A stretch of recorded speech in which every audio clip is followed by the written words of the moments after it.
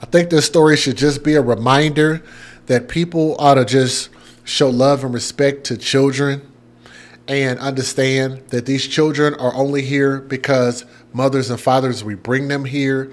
And if we feel like we need to do something different or step away from the situation, the last thing we ever need to do is harm children. And I just can never stand for that. And there can never be an excuse to do that. But let me give you guys the fair usage, and I will keep this story relatively brief. Some viewers may find the following content offensive and controversial. The information in this video comes from multiple sources, including court records, official police charges, news web articles, and interviews. This video commentary also contains my personal opinions about the facts of this story. The point is to use this story as a cautionary tale in hopes of preventing tragedies like these to children going forward. Viewer discretion is advised. That is your official disclaimer. And I'm actually getting this story. I haven't talked about this website in a while, but I'm getting this from people.com. So people, if you're listening, thank you very much for this article. This story coming out of New York City. And police have identified 4 family members who were found dead in an apparent murder-suicide at an Upper West Side apartment earlier this week. The NYPD confirmed to people that Edison Lopez, 41 years old, Alexandra Ola Wittek, 40 years old, and their 2 sons, Lucian, ages 3 years old on the left, and Calvin, 1 year old on the right, were found stabbed to death inside the family's apartment on Monday afternoon. An NYPD spokesman told people that Edison and Ola, his fiance, according to a GoFundMe, were found dead with stab wounds to the neck. Lucian had stab wounds to his torso, and Calvin, the youngest son, was found dead with stab wounds around the body, police said. All 4 were pronounced dead at the scene, while their family members have told media outlets that they believe the unexpected killings happened a day earlier. The investigation remains ongoing at this time. The gruesome scene was reportedly first discovered on Monday by Lopez's father, Mario, and Wittek's brother, Lucas, who attempted to drill through the family's apartment door after not hearing from them for a day, according to the New York Post. After the 2 men saw blood through the door, the family members called police, who soon arrived on scene and discovered the 4 bodies. "We saw them inside," Mario Lopez, Edison's 66-year-old father, told Gothamist over the phone this week.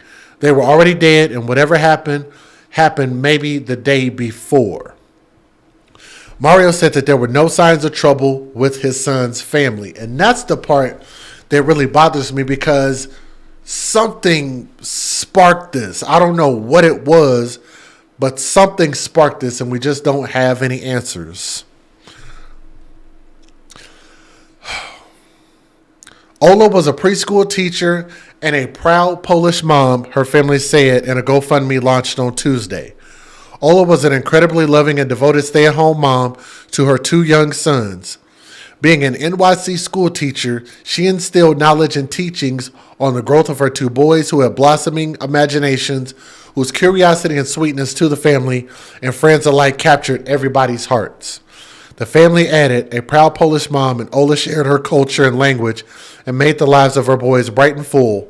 Her boys loved playing with their toys, story time with mom, and were 2 delightful babies to all that loved them.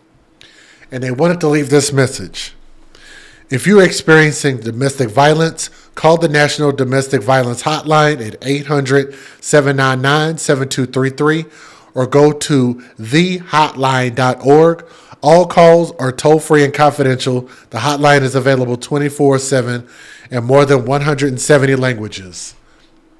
Just don't even know what to say about this. Let me give you guys the fair usage.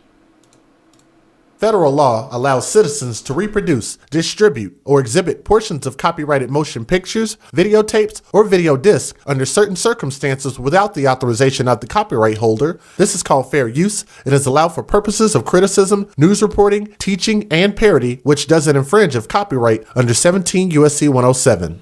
If you guys would do me a favor and please click that thumbs up and just share this story into memory so people can see the story and understand what happened. And maybe if you see some warning signs, maybe you could speak on it and tell us what we might be missing.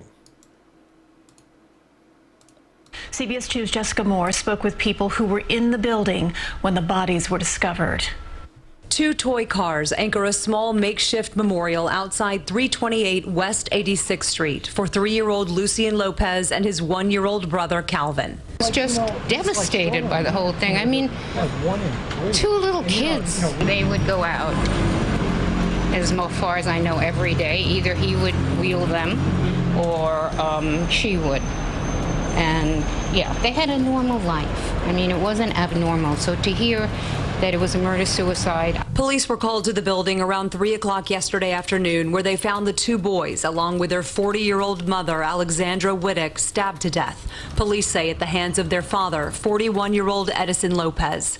Lopez was also found dead, officials say, with self-inflicted stab wounds. Investigators found bloody kitchen knives at the scene and no signs of a break-in. When things started unraveling, then you got sick because there's a 1 and a 3-year-old. So it all started unraveling right in front of me because I live on the ground floor. Lopez grew up in the building when his father was the super. He now served as the building's super and had just taken a new job at Hastings-on-Hudson. His last day was supposed to be this Friday. I think it was the right thing for him, and we're all happy for him and his family, and he seemed that way too. Like, I spoke to him Thursday to congratulate him, and he seemed like really, happy about it. Investigators returned to the scene of the crime this morning, still trying to uncover what happened and why. On the Upper West Side, Jessica Moore, CBS 2 News. On a GoFundMe page tonight, a community is in shock, and police are trying to figure out what happened inside an apartment that left a family of 4 dead. Police investigating this as a possible murder-suicide. CBS 2's Allie Bauman live at the scene now. Allie. Maurice and Christine, we've been talking to residents out here all night, and everyone is just heartbroken and perplexed. The father who died grew up in this building. He was the super here, and his father was the super before him. Neighbors describe him as a doting family man, and it seems nobody can imagine what went wrong. An historic Upper West Side co-op, the scene of what investigators believe to be a gruesome murder-suicide. A lot of tears and a lot of gasping. Everybody is freaking out. Police were called to the building on West 86th Street off Riverside Drive around 3 p.m. Monday by the father of the building's super. Sources tell us he was trying to get a hold of his 41-year-old son. The super's dad knocked at his 1-bedroom apartment, and when no one answered, he looked into the peephole and saw his son's 40-year-old wife bleeding on the floor. Police arrived to find the couple, along with their 3- and 1-year-old sons, all dead. Each had been stabbed. They were adorable. They were babies. Investigators found kitchen knives at the scene and saw no signs of a break-in. He's like a really decent human being. He's like a nice guy. So I have no idea what could possibly happen. Residents tell us the super moved into this building decades ago at just 10 years old when his father was the super. I've known him since he was a little boy and used to play stickball with the kid who is now a nighttime super in the corner building. Philip Caggiano bumped into him the other day. And I thought, oh, isn't it great to live on our street with this happy family? This is heartbreaking, just heartbreaking. The young family was getting ready to move to Westchester, where the father had just accepted another job as a super. Because he's outgrown a 1-bedroom apartment with his family of 4. And we all were so happy for him, just thrilled that he got this upgrade and, lifestyle change and everything. Everybody was really happy.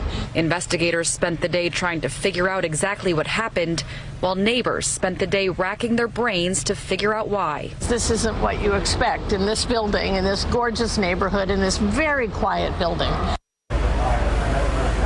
And residents tell us the super's last day on the job was supposed to be the end of this month, but the family was planning on staying here until they moved into their new apartment in Westchester in a couple weeks.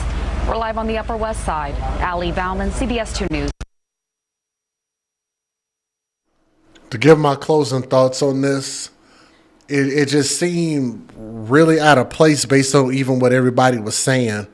But at the end of the day, whatever they were going through, whatever argument they were going through, whatever he didn't foresee or whatever happened, or if there's some type of insight they could provide, then maybe we can help prevent things like this going forward. But This is never the answer. No matter what you're going through, no matter what type of argument you have or what you're facing, divorce threats or whatever it is, it can't end like this. There's no excuse for that. And with the fact that this man ended his own life, won't face any judgment. And I just think that's a coward's fate. In my opinion, the father was a coward. Took their lives for absolutely no reason. But as far as this GoFundMe, $80,000, I don't understand what the GoFundMe is supposed to do. If that's supposed to go to make sure that they get buried or what. I don't know. I didn't really quite understand that.